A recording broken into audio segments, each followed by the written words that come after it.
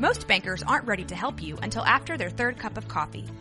But with Central National Bank's after-hours service, you don't have to wait for the bank lobby to open to get help. You can contact us from 6 to 8:30 in the morning or from 5 to 10 in the evening, and we'll connect you to a real, live, local person who can answer questions and fix problems 7 days a week. Bank different. Bank Central. Central National Bank. Member FDIC. This is a Rogue Media Network podcast. Marcus Buff Bagwell, amazing wrestler, amazing career. I can't believe I had the opportunity to talk to him. His life in the fast lane as a kid and as a wrestler, absolutely just amazing stories that you have to hear and see to believe. And we get that opportunity to do that today. He is sober, coming up on 2 years. It took him a while to get there, just like it did me. But we're talking about a life that is remarkable and a story that is remarkable. Now he's giving it away, and he's making a difference in other wrestlers' lives and other people's lives on the other side of this madness. But you got to listen to my man, Marcus Bagwell. He is as charismatic as it gets, and it's so cool to see a guy like him have the light come back on again. And he's just like the young guy that crashed into our living rooms as a wrestler when he was in his 20s and 30s. But first, Kevin Souza. All right, brother. What's up? Hey, man. Good. You're talking with Pete, man. I appreciate you making the time. Absolutely, brother. Absolutely. So are you in Marietta right now? I am in Marietta right now. So that's where you were born and raised, right? That's it, brother. All right. So look, here's the deal. After I'm done with this, I'll do an intro. So if you're ready, I'll just go right into it. Let's do it. All right, cool. All right. So I'll tell you something real quick. Yeah. If that goes off, Yeah. don't worry about Okay, it. I won't. I'll insert it after. Okay, cool. Okay. All right, thanks, man.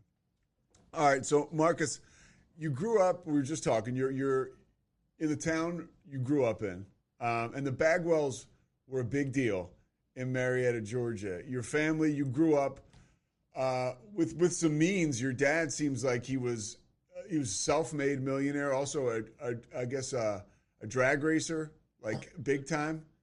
So you grew up in a pretty affable section of town, and you guys were in good shape. Yeah, we were. I mean, it was from a very young age. We were going to be okay. We were going to be.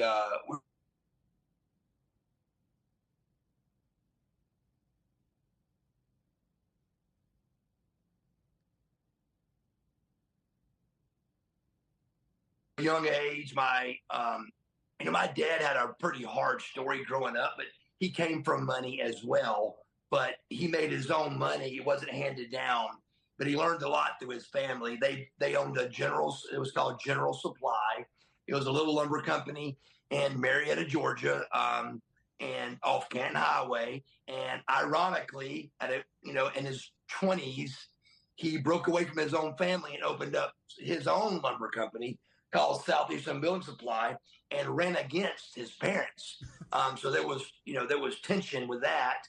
And he became, he's not proud about this, but he didn't even graduate high school. He was a 10th grade dropout and was a self-made millionaire at 37. But from a very young age, we were spoiled rotten, but we were not spoiled brats. There was rules, and we had motorcycles and cars and go-karts, and we were very wealthy. But I mean, if we got in trouble, we got them taken away, and we just were very, very good, well-mannered kids. But from a young age, we were financially going to be okay. And when you were the youngest of three boys, what was that like growing up in a household? I imagine you guys were. I'm the youngest of three boys too. We were kind of a fast-moving family ourselves. Just kind of. Just kept it wide open. And my other two brothers, well, my one brother passed away last summer, but he died sober. My other brother's sober. We just got the shit in our family. You know, we have it. Is there any other alcoholism in your family? There's not. I mean, when I got and really alcohol's not mine. The alcohol thing, my family was blown away at the fact that I was a drug addict. They were like blown away. So it was very rare. And the alcohol thing, I've got 6 lifetime DUIs, and none of them were alcohol. So it's not like I didn't like alcohol. I just washed down my pills with alcohol. Yeah. So nothing in the family like that at all. But when I became actually addicted to something, my brothers couldn't believe it. They were like, "What's wrong with you, man? I mean, we're the Bagwells, we don't get addicted." And it really blew their minds. Yeah, your first wife, I just heard her say, I read somewhere that everybody really knew your family around that area in Marietta. And it was almost like you guys were, your presence was already felt before you even showed up at parties and stuff. What was it like for you growing up in a notable family in that area? It was a lot of fun. It was fun to be a Bagwell because, I mean, as an outsider looking in, I could see where people would hate us. I mean, I'm 15 years old. I'm a good-looking kid. I'm rich. I drive a Corvette to school. My parents owned a lumber company that makes $1 million a month. I mean, it was hard not to hate me, I think. But the problem is when you met me, you couldn't help but love me. I'm a very loving person, very down to earth, and so are the other Bagwells. We were all, very warm, well-mannered, well-spoken, very grateful kids that knew that we were lucky. This ain't something, I mean, we were told we were special, but we were told we were going to be something special. We wasn't told that we're better than anybody. We were not told that, but the perception, I think, that people have is that, we think we're better than everybody when it couldn't be farther from the truth. I was extremely grateful to have a Corvette to drive to school, to have a car. And if I messed up and didn't do something, he took the keys from me, or I got whipped. There wasn't no talk. There was a whipping. And so it was just it's the Bagwell family. It was wide open, and it was a well-oiled machine, man. There was a football, baseball game, wrestling match every single day. The Bagwell house was where everybody came because 3 boys, where are you going to go? Are you going to go to their house? Or are you going to come where all the toys are? Yeah. So all the motorcycles and the bar and the pool tables and the Donkey Kong Juniors and all of that is at the Bagwell house. So nobody wanted to go to their house. Everybody wanted to come to ours. So my parents were very cool about that. And we had something going on 24/7. And you had it going on as an athlete at an early age. Football, baseball, you were a standout. You were elite early on. How did you manage that? Was there any kind of drugs or drinking going on when you were in high school and you're evolving as an athlete? It did. My story started with sleep apnea. I had at 12 years old, well, let me back up. So at 16, I'm a starting quarterback of the Sprayberry Yellow Jackets and played fullback and super athlete in football and baseball. I loved wrestling, but you had to lose weight to wrestle, and I didn't want to do that. So I wrestled for 1 year, and I loved it, but I didn't want to do it. It was too much to lose weight for that and then gain weight for football. I didn't want to do that. I wanted to be muscular. So I did the football, baseball thing, all county, all state, and both. And but keep in mind, there was never a picture of what else I was going to do because I was going to work at the lumberyard no matter what. So we just played ball in high school because we loved. And my father's in the Hall of Fame, the NHRA, National Hot Rod Association Hall of Fame, which is the big time. That's like the Hall of Fame. And he's in that one and did a really good job with that. And so we had a leader as a father. I mean, and that was during the time, just for people who don't know, where the NHRA was huge. We're talking about the mid-'70s, and your father was at the top of that mountain. That was a pretty big deal. I mean, the Snake Prudhomme and Kenny Bernstein with the Budweiser car and, Don Garlett's, Big Daddy Don Garlett's. And I mean, in the height of it, he made a name for himself and did really well at it. And, but, from the boys, we always had something going on in a leader way. And it just was a lot of fun to grow up with that a successful father, and we were just taught, and he wanted us to be some form of a leader, you know?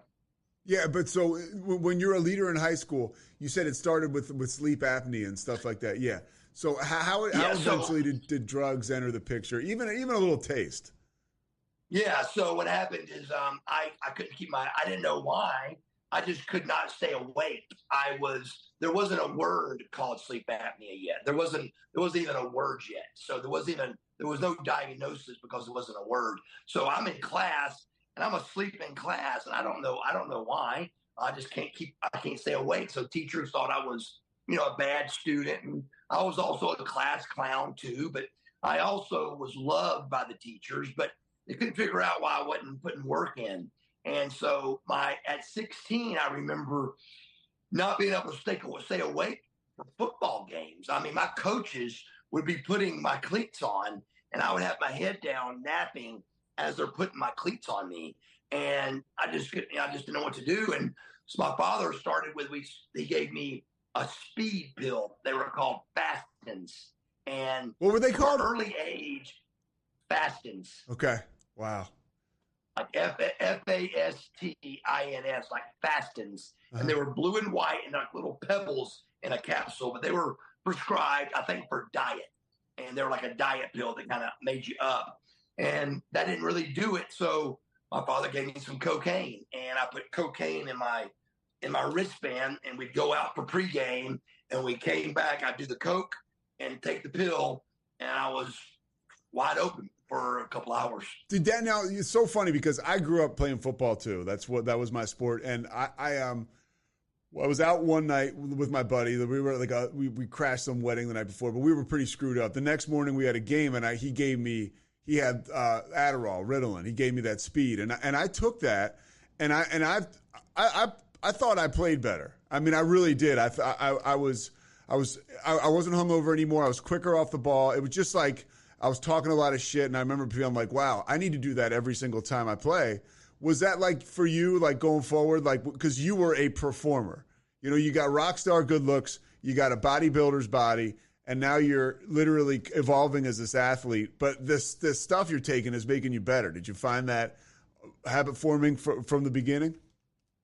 Absolutely. But more than how I explained it is even more addicting. I fixed it. And so what I learned to do from that point on at an early age was a very hard thing to learn. I mean, bad thing to learn was I took something to fix how I was feeling. And I learned over the next several years that no matter how I felt, I took something to fix it. So it was take something for the gym, take something for sleep, take something to wrestle, take something to go to the doctor. Then it came, take something to shave your face. I mean, I had it completely OCD organized to take something and drink a beer while I was doing it. I remember vividly one time we were putting the Christmas back up into the attic, and I had 2 beers and some pills on both levels. So when I got up there, I had my beer and pills, and then I come down. I mean, How old were you at this time? To the point. Oh, that story is probably 25, 26 years old. Yeah. But this was during and probably older than that, even probably like 35. Okay. But it was it was just the point of fixing it. I mean, I got a shirt coming out for my podcast that says "Fix It," and I just want to because that's just is what it makes me want to do is when I learned what was wrong with me. I look back at it. I was like 30 years old before I got diagnosed with sleep apnea. But when I was told what it was, I looked back and I was like, when did I feel like that? And I remember at 12 years old, my father, which was 1982, my father woke me up and he goes, man, you're snoring real bad in your sleep. You're like choking or something. And I've never heard myself, but if you ever heard of a person that has sleep apnea, how they sound, they choke because they don't breathe and then they gasp for air. You could die. So it's like you can die. It's a choking. Absolutely, you could die. Yeah. So in the middle of my addiction, I put a mask on that cures this sleep apnea instantly, but you're not cured from those pills you've been taking every single day. No, and you take off like a rocket ship as a wrestler. You after college, after high school, I guess you were an exotic dancer for a little while. You're cashing in on the good looks and the muscles. And then I guess it's Missy Hyatt notices you at an apartment complex where you and your first wife are living. And she's like, you said, hey, my brother wants to be a wrestler. She said, dude, you should be a wrestler. And what happens from that point? I mean, I got to imagine things were probably moving fast before then. It's really got to pick up now. Things were actually not moving real fast. I had gone to when I look back on it, man, from the day I graduated high school to me signing $100,000 contract with WCW was, when I say it, I feel like I'm lying, but it was less than 3 years. Wow. I mean, you graduated at 18, and it was September of 1991. So that's 3 years, brother. I mean, that's crazy. I was listening to Bischoff talk about you, and he was saying how your rise was so meteoric that when you look at like a life like that, you don't really consider it at the time. Like, wow, this guy's really young for this success, and it probably hit you pretty fast. It did. They didn't know what to do with me. I mean, they were like, they hired me, but they were like, what do we do with this kid? But I remember having a match with Chris Benoit on TV and really not even understanding why I was even there. I mean, I think my looks played a big part, but back then there was nobody that was 21 years old. I mean, the next youngest guy was Brian Pillman, and I think he was like 29 or 30. I mean, there was nobody within 7 or 8 years of me. So they didn't know what to do with me. So I went out and had a match with Benoit on a Saturday night taping, and I didn't know any of the words, what we were doing, the name of the moves, but I pulled them all off, and they looked really good. And I got to the back, and Dusty Rhodes rips his headset off, and he goes, Bagwell, come here. And I go, yes, sir. He goes, you didn't tell me you knew how to wrestle. And I said, yes, sir, I can wrestle, man. So I just really caught on really quick. And I say that it seemed like it was forever, but within a year of figuring out how to do this, that's fast for this industry. And like I said, for me, going from Missy Hyatt seeing me at the pool that day to me signing with WCW couldn't have been more than 2 years, because I went to the Atlanta School of Massage for 10 months. I became a massage therapist, and I didn't go to college. I went to the Atlanta School of Massage. My parents went broke. I went to the massage therapy school thinking my looks, again, cash in with my looks. I loved massaging people, because my parents, when I was very young, I'd go to the store, to the lumber company, and I would massage all of the secretary's shoulders. And I don't know what got me off on doing that, but my dad and my mom would have me do theirs, and I was really good at it. So one of them presented me that idea at 18 years old, and I'm like, that's pretty good. That's pretty smart. So I went to school, graduated Atlanta School of Massage, and at the time Missy saw me, I had met my match with the business, because women were walking in and not seeing. They're walking in and canceling the appointment. And I'm like, what are you doing? They're like, there's no way I'm going to let you see me. I go, you're not naked. You're under the sheet. To this day, I think I massaged about 3 women in a year. And it was, older women that wasn't insecure, I think, because a woman will tell you, yeah, I want a good looking man to massage me. That's what they'll say. But the truth is they're insecure. And I think that makes them, be like, there's no way he's going to touch me. They would say I may have a bump on my back, or my husband would kill me. So at that junction, I remember vividly that day at Poplar Place Apartments in Kennesaw, Georgia. I was at the pool depressed about what I was going to do, because here I'd gone and paid $10,000, my parents did, to go to the Atlanta School of Massage. And now I have found out that 10 months of work may have been a waste of time, because you've got to have men and women in any industry you do. You got to have both. And in massage, it was not looking good. You can make a living, you can make some money at it, but you couldn't make a living at it. And I was coming to that realization, and Missy Hyatt sees me at the pool. And so you take off like a rocket ship once you start to actually perform with WCW. You're kind of like a baby face, or you are a baby face. You're a favorite of the crowd. What is going on outside of the ring as your star starts to rise? Like with are you still using before you perform? Are you taking stuff to come down afterwards? What is that cycle like for you as a young guy? As a young guy, I wasn't in that battle yet. That battle really kicked up, I think, after I broke my neck. But I remember for a long time, it was, somas are every pro wrestler's cocktail. Every wrestler, they're an easy drug to get. They used to be, and they're the exact same high every time, and it's not too high, and it's controllable and fixable, to the point where for years it was at 6 o'clock was time to take a few somas and drink a beer. For years it would be up, get your workout in, tan, shave, whatever your day looked like, errands. But at 6 o'clock, it was time to open a beer and take a pill. And I didn't realize how addicting that was becoming. But I remember the first day that I realized I had crossed what they call the invisible line.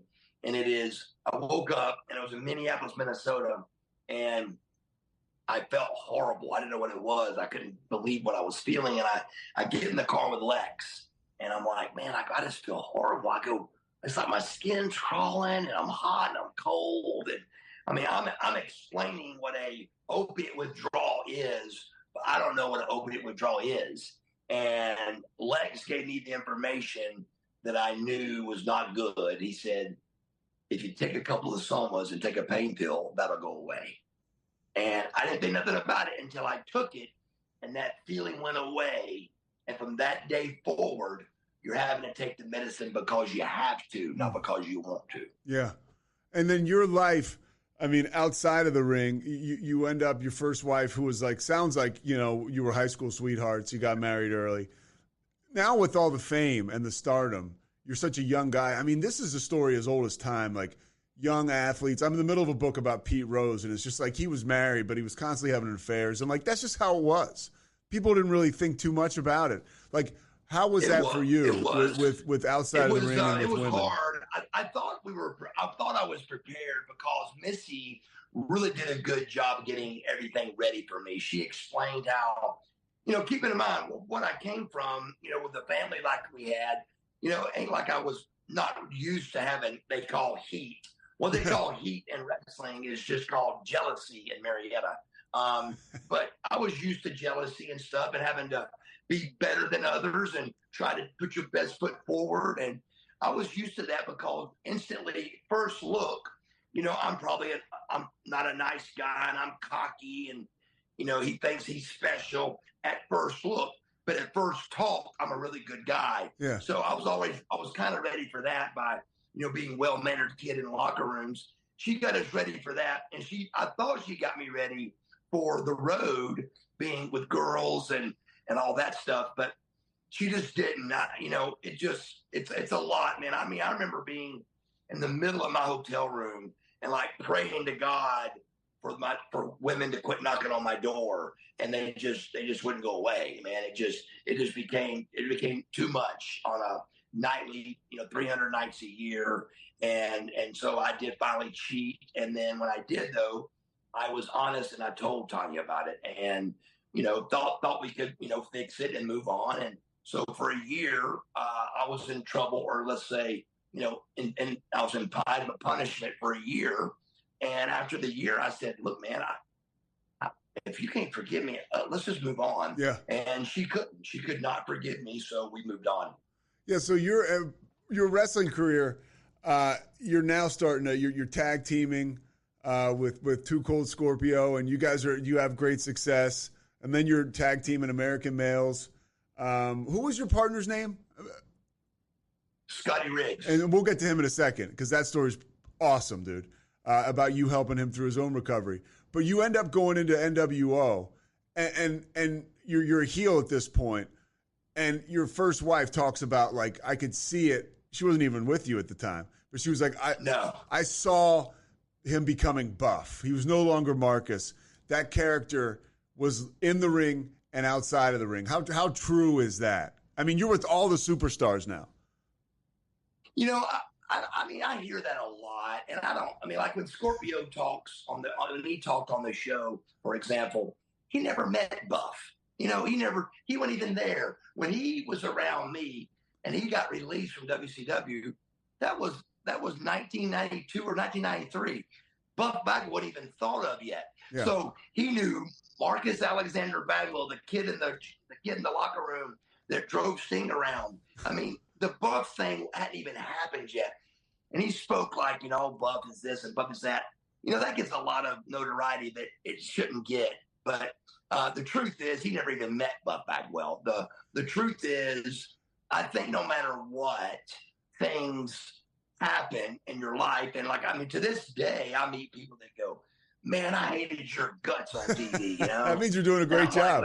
Like, well, I said, I guess I did my job, you know? Yeah. So, you know, I hear that a lot, and people believe that, of course. And then when you get the rumors that come in of, you know, he's hard to deal with or whatever, there's probably a little bit of truth to all of it, but I think there's a lot less truth than people think to it. And with the career of Buff, you know, it was amazing, man. They really, the NWO thing was life changing for a lot of people. I mean, that WCW is now right there with WWF or WWE. I mean, like, numbers wise, you guys are beating WWF or WWE. I mean, it is a wild time. I remember I was in college at the time, and it was like 1998, 1997, 1996. It was like, let's stop what we're doing. And my boys would be watching Monday night. It was a huge deal. Yes, it was gigantic. I remember getting off airplanes with Eric, private planes to Nitro. And, you know, with those 5 or 6 talent is all, you know, me, Dallas, Lex, just 5 or 6 guys from Atlanta, Norton, me and Norton. So on that private jet and talking about, you know, that we beat them in ratings. And then, you know, that's where the show he's on called 83 Weeks, you know, for 83 weeks consecutively. That's what people don't listen to. 83 weeks consecutively, we beat the WWF. That was unheard of. It wasn't going to happen, to the point we're high-fiving Eric, but really we're going, this ain't good. You know, this ain't good, bro. This ain't good that we're going to have only one company. And then little do we know, the company we're beating is going to own us. It was a really crazy ride. Well, and so part of your ride really takes a turn. You mentioned it. 1998, it's April. You break your neck in a match. Buff, what happened? I mean, you talk about you couldn't feel your legs. Like, take us to that moment physically and emotionally. It was obviously the craziest thing that's ever happened to me. I remember, you know, when he first hit me with the bulldog, I mean, at first impact, it was like I was dying is what it felt like, because it was a feeling that I'd never felt before. I didn't know yet I was paralyzed. I just knew that something bad just happened, real bad. My body knew that something horrible just happened, but it's just seconds had gone by, you know? So as that happened, I do remember from the time I was facing the mat, I remember I was having a hard time breathing in the mat, and I couldn't fix it because I couldn't move anything. So not just my legs, I couldn't move nothing. So my arms or anything. So when he goes to roll me over and our eyes meet, I said, I'm paralyzed. And of course, at that junction, what do you do? The finish of the match was Rick rolls me over and goes to pin me. Scotty comes in, hits Rick with a chair, puts me on top. 1, 2, 3, NWO wins. But I'm paralyzed. So there is no memo of here's what you do when somebody gets paralyzed on live TV. So Rick hits me with a bulldog. He goes to cover me, and he hits Rick with a chair. But I'm if you ever watch it back, I'm going 100 miles an hour, man. Scotty, I'm paralyzed. I'm paralyzed. Don't hit me. Don't touch me. Don't hit me. 100 miles an hour. So he just grabs my arm and is going to put my arm on top of Rick. 1, 2, 3, we win. But when he puts my arm over on top of Rick, my arm just goes back down on me. So both our backs are down. 1, 2, 3. Who won? Both the guys were down. So that's when the commentating was trying to figure it out.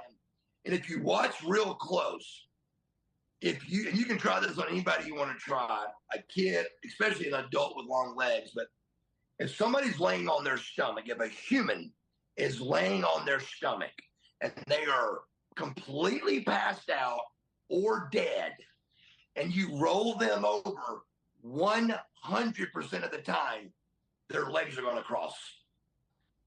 Every time. So if you originally watch me, when they first roll me over, my legs are crossed. But Virgil was going to try to pull me out of the ring, so you only see it for a few seconds. But my legs were crossed until Virgil thought I was joking and was trying to slide me out of the ring. And then Norton's like, that's why I was kind of halfway out of that ring. He's like, Virgil, quick, what are you doing? What are you doing? He's really hurt. And then y'all kind of saw everything else go on. But it was about 8 minutes of paralyzed. I remember laying there, and like Norton was crying, Luger was crying, not sobbing, but they're watching me. I'm paralyzed forever. It's over. And ironically, that day I paid $88,000 for the lot of my home I was building. I wrote the check and drove to Columbia and broke my neck, and now I'm paralyzed. And I'm like, how am I going to pay the bills? Yeah. And my career's over. And then so during your recovery, you mentioned it earlier, this is when your recovery from this broken neck, you find out you're not paralyzed, but you're still, physically you're really messed up, and it's going to take a while for you to recover. How do the painkillers come into play here?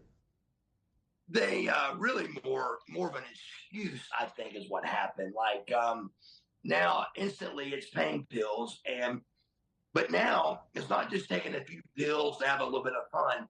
Now I broke my neck, and I got a reason for it. Now, hey man, my neck is broke. I'm injured.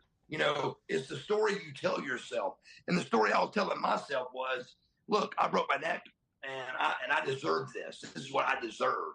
I'm hurt. This is what I got to do. And so you tell yourself that because it makes you feel like it's okay, like you're making it okay for your addiction. And it wasn't for sure I was even going to come back. The first doctor I went to, I had 3 doctors lined up to tell me what to do with my life. And they're like, look, you should never wrestle again. The first 2 doctors. And the third doctor goes, yeah, you shouldn't wrestle. And I'm like, it's over. I can't wrestle. And she goes, but don't ever take a shower again. Don't ever drive a car again. And I'm like, what? And she goes, I'm saying that in life, you could fall in the shower. You could get rear-ended. If you're going to quit wrestling, quit life. And I went, that was the answer I was looking for. Yeah. So then you're such a character, and you talk about your sense of humor and kind of being a wise ass, that even when you were hurt, they still kept you around and kept you a big part of the roster. And then when you come back, did you come back too soon?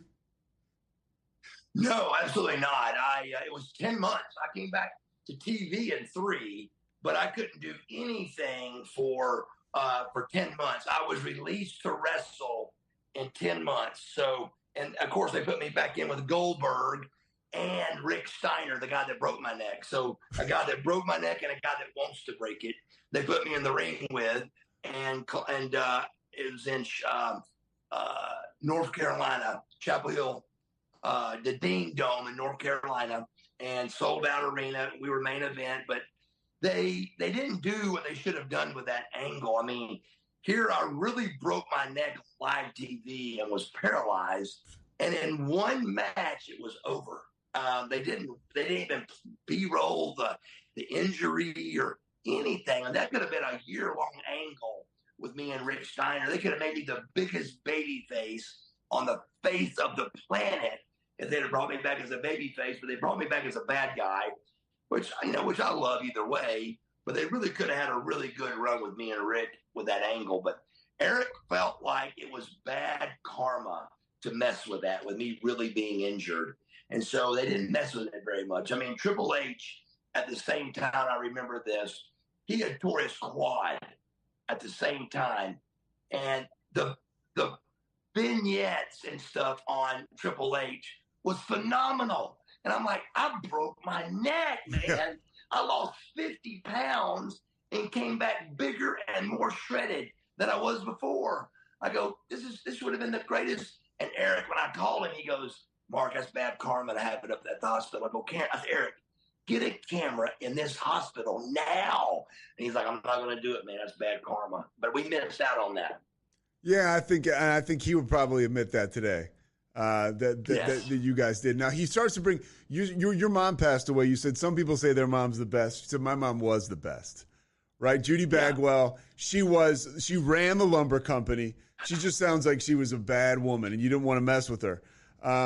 She was great. Yeah, she was great. And so, by the way, I mean, there's a story about your father who dealt with some rage of his own. You know, after your family lost, your money pretty much. Through the lumberyard and stuff, through some bad investments or bad loans. Your father actually tried to keep your mother from leaving, and you intervened. Your mom was calling you, and you end up shooting your dad. And your father later says, hey, like, I deserved it, or I'm proud of you, Marcus. You protected your mom. That's exactly how he treated it at the time. We were losing everything. No drugs, no alcohol involved. And with these stories, you just surely assume that there's alcohol at least involved, but there was not. I mean, that day at the house, we've been fighting a lot, and my parents had, and millionaires, and we're going broke. I mean, it's not a good time. And I heard them fighting, so I went down there and broke them up. And when I broke them up, I kind of overpowered my dad, and when I did it, embarrassed him, and there he went for the refrigerator, which we usually kept 3 guns. But when he got that and pulled the gun on me, I was like, come on, Dad, just let it go, And so Mom went outside to help to deal with the cable guy that was there. And then when I saw him pull her out of the cable guy. You can't make this shit up, right? I mean, yeah. You can't. There's no way to make it up. And the good part about this that I love that makes people understand how true it is the story don't change. It's the exact detailed story that I tell every time, because you can't make this up. And if you were making it up, there ain't no way to tell it the same every time. But I do, because it happened. And the cable guy seeing this, when my dad shot the tires out of the car, what pissed me off was he pulled my mother out of the driver's side window. And when I saw the cable guy see that, there's got to be a medical term for it, but I blacked out. I ran through the house, past the refrigerator, and got a gun out of his closet, came back out, and then boom, boom, boom. And it was slow motion for me, man. It was like, blow the windshield out. And then my brain said, kill him. But my dad, after it was over, maybe like a year or 2 later, he goes, I thought you had your 45 automatic. He said, you squeezed them off so fast, I thought you had your 45 automatic. And I didn't. I had a 38, one of his 38s. And so after that, I'm out of bullets. Then I go inside and go get my 45, put one in it, come back downstairs, and Mom's there. And she's like, you shot your father. I'm like, I saved your life. What do you mean? So then the brothers came and the cops came and all that. And so I'm listening upstairs with my 45 in hand. And I'm listening, and my dad says, he's talking about he shot himself cleaning a gun, is what he's saying. But whoever called the police saw me shoot my father, I mean, I'm not kidding you. I'm not making this up. As I'm shooting, going through windshield or kill him, right behind him, I swear to Jesus Christ, the cable guy looks at me, and he's running, and he dies in the back of his van. Swear to God. And that's the vision. I'm shooting at my father right now, telling you this story, and I'm seeing the cable guy jumping in the back of his van. The bullets going right at him. So and I bring that up because it's a hell of a story, and it shows the bond you had with your mother. And, you put your family on your back financially when you started to have success in pro wrestling. This is a family that had lost everything. And so your mom gets brought in to part of the script when you're in WCW. What was that like? I mean, it got a lot of attention, and it really, you mentioned the word heat, right? There was a lot of heat around that. It was pretty cool. It was a pretty cool storyline. What was it like, though, for you living that out?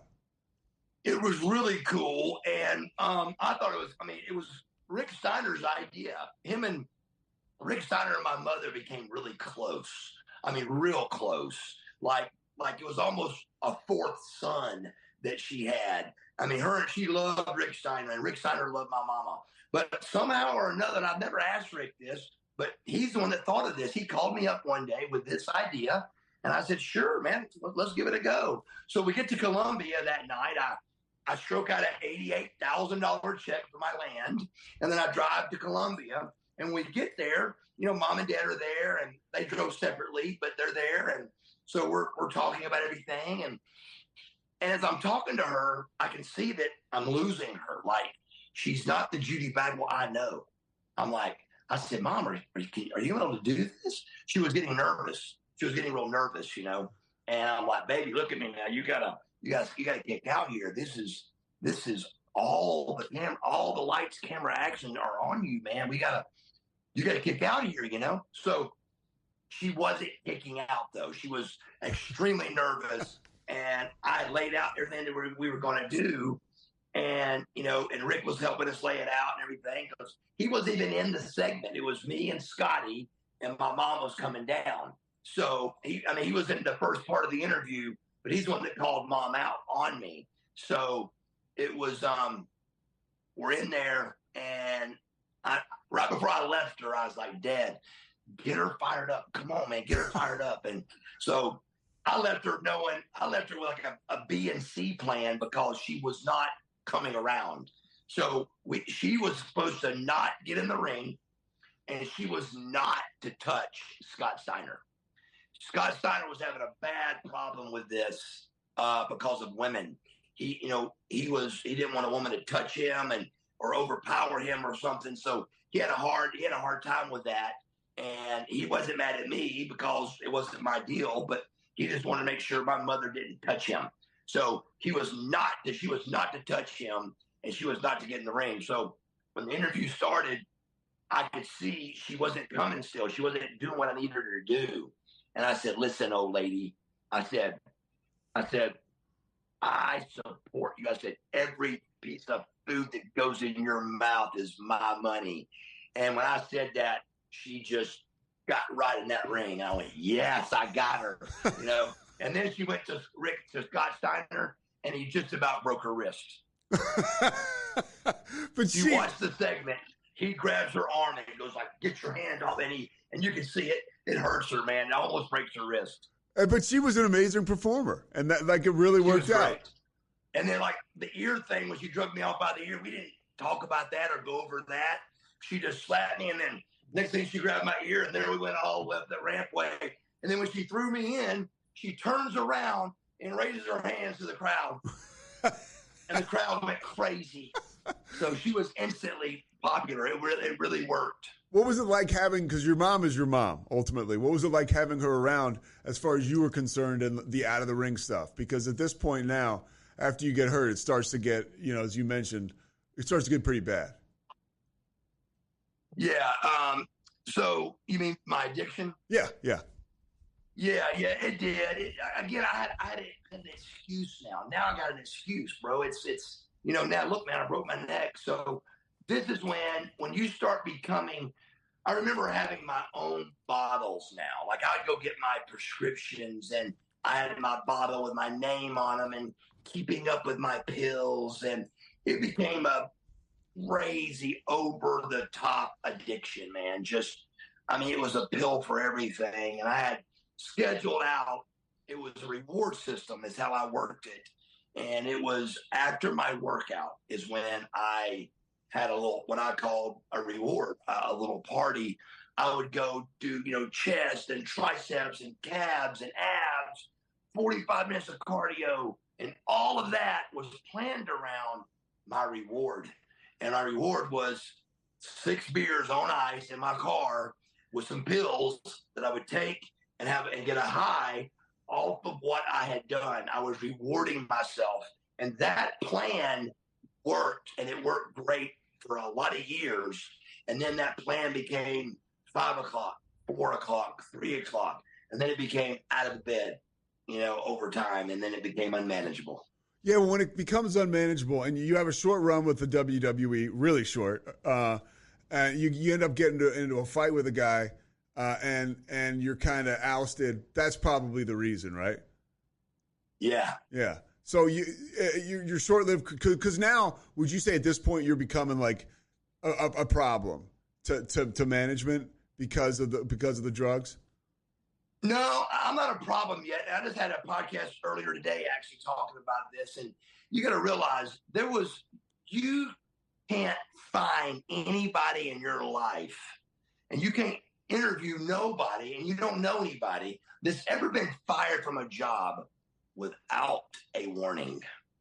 How do you fire a Buff Bagwell, 5-time World Tag Team Champion with 4 guys, which has never been done, Rookie of the Year, and one of the best bodies, and you don't warn him? I mean, several guys I know went to rehab and came back. I mean, yeah. I never got a second chance, and I never got a warning. I never got one warning. Yeah. I was just gone, brother. I mean, it wasn't fired either. They called it released. And I'm like, what's the difference? And they had a reason for that. But I never was told you're fired. I was released from the WWF.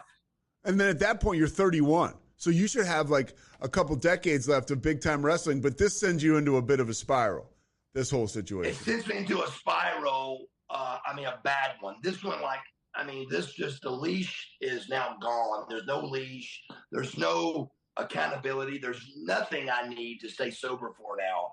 And I was already getting worse and worse. And then when that happened, then, it was just balls to the wall. But, I think as an addict, I'm so strong-willed that I just knew there had to be some type of warning before you get in trouble. There was never a talk. Nobody ever spoke to me. There was never a thing like, hey, Bagwell, you need to maybe slow down, or you're not doing so good here, or your attitude. I was never reprimanded or in trouble by anybody. So whatever I was doing wrong, nobody let me know. Have you ever sorted that out? Have you ever, with people at WWE, have you ever gotten a reason or talked to Vince about it? Nothing? No, never. Yeah. Never. So, it's just weird to me. And I think as an addict, that's what I was waiting on. Once I got warned or anything, I would have fixed it. I would have done whatever it took to not lose my job. But I never was warned or a slap on the hand. Nothing. The only time I ever even got in trouble was at WCW when we was in South Padre Island, and I did some things on the stage that Eric Bischoff, that our entire staff laughed and was clapping. Not one police, not one arrest, not one, what's the word I'm looking for, but not one. There was no complaints. Yeah. But Time Warner and Brad Siegel, which is the president of TNT, fined me $40,000. Wow. Because of what I did. And again, that's the only trouble I ever got into company-wise in my life. And it was, again, not one complaint, not one arrest, but I was on the front page of the Globe. And I said, Brad, I go, come on, man. I go, that's funny. And he goes, Time Warner don't think it's funny. Yeah. Yeah. And I said, okay. He goes, it's $40,000 or your contract. And I said, I'll see you in a month. $40,000. That's when all they were coming down on guys like even like Howard Stern and stuff. The FCC was getting involved, and those big corporations like Viacom and Time Warner, they were not messing around. They would get complaints or whatever. Yeah. It's pretty interesting. I never knew that. So now you after the WWE, you mentioned it, you start to spiral. As you come close to stopping drinking, you get a couple of really bad wrecks. One of them, you almost die. You take a couple of runs at sobriety, but it never was able to. You just like me, dude. Like, I don't know what it was. I wasn't ready. You know, it took me 10 years to get 1 year of sobriety, 11 years. It's just like, that's just my story. And, same kind of deal for you. But what happens that makes you, like Buff Bagwell, and Marcus Bagwell, become willing to accept the fact that you need to get sober? And was it a rock bottom? Was it the gift of desperation? What happens? I think it was a combination of things, man. I think it was my age. The party's over. It was my age. My buddy and I talk about, I'm in my 40s. The party's over. I mean, like it's over. My jersey's in the rafters. For a guy like you, it's in every arena in the rafters with all the women and stuff. Yeah. What's left to do? There's not a lot. So I do believe age has a big part to do with it. But I finally I'm not my teeth out in those wrecks, and my teeth are beautiful still, thank God. So nothing was able. I hadn't hurt myself yet. And with this last wreck, I actually hurt myself. Two things happened. I definitely on this one should have killed somebody or killed myself 100%. And on this one, I left myself hurt for life. My right knee is hurt for the rest of my life. I will have a limp, and my right knee will never be the same for the rest of my life over this accident. And it really made me mad that I did that to myself. Everything else, right before you would get to that, let's get it clean, it all fixed. My teeth were back. My scar was gone. My weight was back. I still look good. I fixed it again. I fixed it. This time I couldn't fix it, and I was really mad about it. So I decided to get sober over it, and it was the best decision I ever made. So Diamond Dallas Page, that's where you end up. You link up with him. They, ironically, on coming off that bad wreck that I was mad at myself about, on the bad wreck, I didn't think about getting sober. I thought about getting drunk. So I isolated and got drunk for about 2 years. And when I was still battling, sobriety, trying to be sober, and, my knee and all the things, I was trying to battle coming off COVID.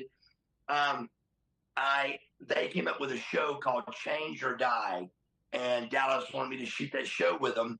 And on that show, I would stay sober during the week, and then I stay messed up on the weekend. So I was in and out of sobriety there, but just trying to stay sober to shoot the tape. But they got closer to Dallas, and my niece came into my life there. And from her coming into my life, her and Dallas became close, and then together they both interventioned on me and just said, "Look, either you go, or if you don't go, we're out of your life." And see, you kind of have, like, I've always been different. I'm not going to say you're like me, but I'm a bit of, like, I'm a charismatic guy, but I'm a bit of a people pleaser too.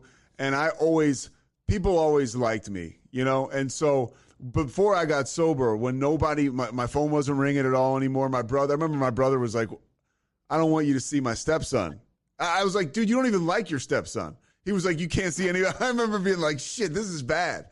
And it's some of that stuff where it's like, man. So I went to a rehab, then I went to a halfway house, and I worked at KFC. What is your drug of choice? Cocaine and alcohol. For sure. That was what got me there, Right. And the other stuff, I used to always say when, you're up all night from cocaine and you don't have anything to come down on, that's amateur night. Xanax. Yeah, you got right, but that's amateur. If you don't have anything, I used to be like, damn, this is like amateur night. So it took me a real long time too. What started to happen to you? How did you start to feel differently? Because for me, I was addicted to the way that shit made me feel. And like you said, like to fix it. When you stop, there's that void now, these emotions, right, that we've been drinking and using for so many years, decades. How do you start to deal with your emotions as this big, tough Buff Bagwell dude? It's hard, man. I mean, even when I first got sober, I mean, looking back, I mean, I couldn't find. I mean, we thought I was sober. In other words, I would do a cameo, and I would show it to somebody, and they'd be, "Oh, that was fantastic," because they gotten used to the new way I was talking. But Yeah. if you saw this interview, and then right now we play an old cameo of mine, it's like daylight and dark. I'm like, I mean, it's horrible. So I think the combination of realizing that I was not fooling nobody anymore. For a long time, I fooled them because I looked incredible. I was in incredible shape. I didn't look like a drug addict. I looked like somebody that was the least thing from a drug addict. So I'd go into towns and go to the doctor to get pills, like anywhere I could go. And the way I looked, and I was Buff Bagwell, I could get whatever I wanted, you know? So I'd go to town and get it. How would you get it? Did you ever pay cash to a doctor or anything? Like, oh my God, I had several people on payroll, brother. I mean, It was ugly. Tony Mandrick's the guy who played for the Packers and the former college football guy. He told me, you know, he would just go in and sometimes a guy would meet him around the side of the CVS and he'd give him a bunch of cash and he'd get what he wanted. It's a different day now. Oh, that day's gone, brother. You can't do what I did anymore. You can't. But I had 3 doctors and 3 pharmacies, and you could do that back then. You had a mom and pop place, and then Walmart and Kroger and Publix was on one computer, and then like other stores like CVS's, they're on another computer. There were 3 different computers, and now there's one. So there's no way you could even attempt to do what I did back then. And even having 3 doctors, it still wasn't enough pills. When you're taking 40 somas a day, every day, there's nothing that can keep up with that except Mexico. So we had Mexican guys coming in, bringing us 1,000-bottle, pills, and you got money and it was just crazy. It was a never-ending process that we rode, and we did it to the hilt. All right, we'll wrap this up in a couple minutes. I got a couple more things for you, if you don't mind. Okay. You are the kind of guy who, a lot of times guys will be like, getting sober, there's a lot of shame in relationships I had with women. You were a notorious ladies' man. Before you got sober, you were on that shows Gigolos for a little bit. You kind of got screwed around on there, but then you were like a male escort for a little while. Now getting sober, what will you tell, other guys that come behind you that are getting sober now? They have this bullshit shame attached to all this stuff, right? And they're like, I can't get sober because, God, I'd have to face a lot of that stuff. What do you tell guys that are struggling with that? What would you say to someone? The deal with mine is I don't have any. The shame I have is like slurring my words and stuff. I never made bad choices. I mean, the Gigolo show, again, it was a little bit of a swerve, but it was simply I was broke. We had to do something, and we were going to lose everything. So that to me isn't a regret at all. If I had to do it over, I would have done the same thing again to pay the bills. It was just a bad time of my life. But the shame is tough because people don't want to face that and they drink to get away from it. I would tell them it takes a while. I mean, I remember when one of the other attempts of trying to get sober, I remember I prayed to God. I was in jail, and I prayed to God to help me get off these pills. I mean, it was the deepest prayer I'd ever said about my addiction, ever. And I swear to goodness, the next morning I woke up rippled. I literally couldn't even stand up straight. So when I get home from jail after 4 days, the prayer was, God, if you help me, it's when I get home, I'm not going to do anything. The next morning I was out of jail. I go straight home and take pain pills and somas because my back's hurting. Not just hurting, I can't stand up straight. So that one example of praying to God and trying to get sober, that sometimes is enough for people to never get sober from. Yeah, kind of giving up. Like, fuck it. It bought me 5 more years of being messed up. It took me on another 5-year run. because one prayer don't get answered. So it ain't like it's easy to get sober. There's going to be ways, Satan, the devil's in the way too, and he's wanting you to go another way. So there's going to be all kind of things coming at you. You got to try to get sober, and you got to stay on it, man. It's one day at a time, but it's every day, and you got to stay on it. And this go around for me, for some reason, I don't know why, it was much easier. It was more visible that I could do it this time. And a big part of it for me was sleep. I was able to sleep at rehab without a narcotic. And that to me was a big percentage of me seeing that I could do this. So you end up, you're sober now, and now you're helping people. We talked about your old tag team partner with American Males. They went to film, The Dark Side of the Ring, the episode of you, which is awesome. And I'll put the link to that in your podcast in the show notes. Please. Yeah, of course. But he's living out of his car at this point in time. And he's like, I'm ready to end it. I mean, he said, these are his words. And you're like, hey man, we're going to get you up here with Dallas Page. He's like, dude, he didn't even want that offer. He's like, I'm good with just cutting it short and taking my own life.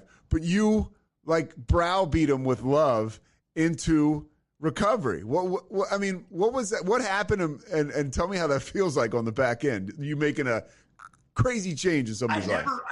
I didn't really know he was at that stage. I didn't know he was, suicidal.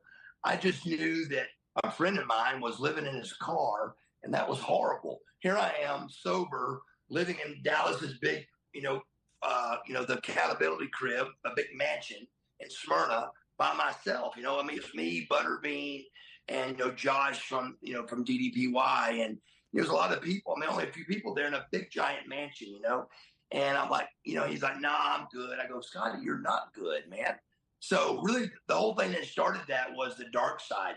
They called me to do my show, to do my story. And when they called me to do my story, I was reached out to Scotty to let him know they'd be calling. And he texted me back, I don't think I can do that right now. I'm living in my car. So I call him up, and Steve Yu, which is the brains behind DDPY, he goes, wait, let's video it. They video everything at DDPY, everything. So that first phone call to Scotty Riggs was videoed by Steve Yu. That was the original phone call. And because Steve just videos everything, hoping or thinking that this could be the outcome. Keep in mind, several thousands don't turn out like this, but every once in a while, one does, and you get the magic that we had here. So I didn't know he was suicidal. I reach out, come on up. He comes up, but he don't want to do anything. I don't know he don't have any teeth. He's embarrassed about his teeth, and he's out of shape. And I'm like, dude, man, come on, go to the gym with us, I don't want to go. I'm like, bro, get out of the house. Come on, let's do something. So he started going to Top Golf and messing around more with us, and then he got serious into training, and then all of a sudden, man, and he turned it around to where he looks the best he's ever looked. And then it came out that I said he was going to kill himself that day, and it's just crazy the turnaround. One of the best transformations, the best 9-month transformation I've ever seen in my life. And your story, so you're almost, what are you, sober like almost 2 years now? Is it? It's August will be 2 years. Yeah. So, by the way, this happened to me too when I got sober. You had of course we got legal shit out there. So you have to go back into jail when you're sober for 400 days or something. What the hell is that? What the hell is that like? I'm in DUI court. I'm in the Cobb County DUI Accountability Court is what it's called. And brother, I've got paper I can show you proof of where I went to jail for paperwork. If you don't do, I had traveled to San Antonio and I had a connection flight. And because I left my connection flight off of the paperwork, I did 24 hours in jail. And I know it. I've lived it. This past time I spoke about going to jail was, they're called sanctions. So this past sanction I did was disrupting class. I disrupted class, brother, and I went to jail. You're still a class clown. No, I know. I argued with her. I argued with her over something. No cuss words, no yelling.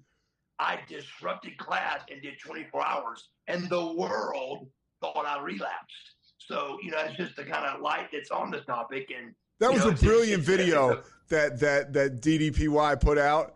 I thought that was awesome with you kind of talking about, because you can tell, I'm like, oh, this guy's like, he's $1 million. Like that's all that stuff out there isn't true. It's just like you say, like the difference between the cameos and how you are now. All right, last thing for you. Your mom passed away in 2020. So she didn't get a chance to see you get sober. Your father says of all the things that you've done, this is the most proud he is of you. What is your relationship with your mom now in the spiritual world, and how do you think she's feeling about your journey and your path and what you're doing? Me and my mom were super close. I was the baby, and I think that, my mom was a beautiful woman. She was very attractive. She was a big lady, 6'1", 200 pounds, but you would never guess she was 200 pounds. She just didn't look like that. She looked, by being 6'1", you just couldn't tell it. She was a beautiful lady. And I looked a lot like my mom, and she loved that. She loved it. She loved that the baby looked like her. And so me and my mom were real close. And, and again, being the baby too, I think helped. But I think she'd be super proud of me. She definitely, early on, she was, trying to get me sober, and I was nowhere ready or going to. But she tried at a young age. She took me to the doctor and told the doctor I was taking 60 pills a day, which I was, 40 somas, and then 20 Lortabs, 60 pills a day, every day for about 3 years, brother. And she goes to him and tells him, he goes, Miss Bagwell, that case of beer he's drinking a day is going to kill him way before that. And she goes, what? And he goes, I can tell you what you want to hear if you want me to, but I'm telling you, that's the first time I learned how bad alcohol was. Yeah. I didn't know alcohol was bad until that doctor's appointment. Yeah. But I was excited. He told me yes to the 60 pills over the beer. So I just lowered my beer and kept taking my pills. That's what we do. Yeah. It was a no-brainer. So I was excited about it. I was like, thanks, Mom, for bringing me to the doctor. But, it was just hard for them to help me, because I would argue with anybody that on a 24/7 clock, I was the most functionable addict there is. I mean, brother, I had it put together. I mean, shape, tan, look good. And my home life, mansion, spotless, clean, cars, oil changes, motorcycles, oil changes. I had miraculous things around me and took care of all of them perfectly. So I was a really good functioning addict. And my mom was like, Dad, you got to talk to him. He's like, what do I say to him? Yeah. You're doing it wrong? I mean, Mom, we work for him, So it was not. So they came to me with money. They showed me how much money I was spending. And I knew that was ugly. So I never looked at it. And I've never really done the math on it. But, brother, it was ugly on what I was spending. What are you doing today to make yourself the charismatic Marcus you were again as a kid? I mean, I talked to you, the sunlight of the spirit's just shining through you. What are you doing today to keep that spirit up and to have that spiritual maintenance? In my world, it's three things. It's God, number one, and it should be God. God should be number one in everybody's life. God is number one to me, and then my girl's number two. My relationship with my girlfriend Stacey Brown, and then it's me. It's my life. So I would say God, Stacey, and the gym is what keeps me sober and keeps the light burning in my eye. Marcus Bagwell, you're the man, dude. I appreciate your time. Thank you so much. Thank you, brother. Yeah. Thank you so much. This will go up next week, and I'll send you a link if you wouldn't mind sharing it. Sure, absolutely. Let me know when to share it. And you want to do the intro? I'll do that myself, so you're good. Okay. Yeah. Thank you so much, Buff. I appreciate it, dude. Hey, brother. Thank you, man. All right, take it easy. Stay in touch. You got it. This has been a Rogue Media Network production.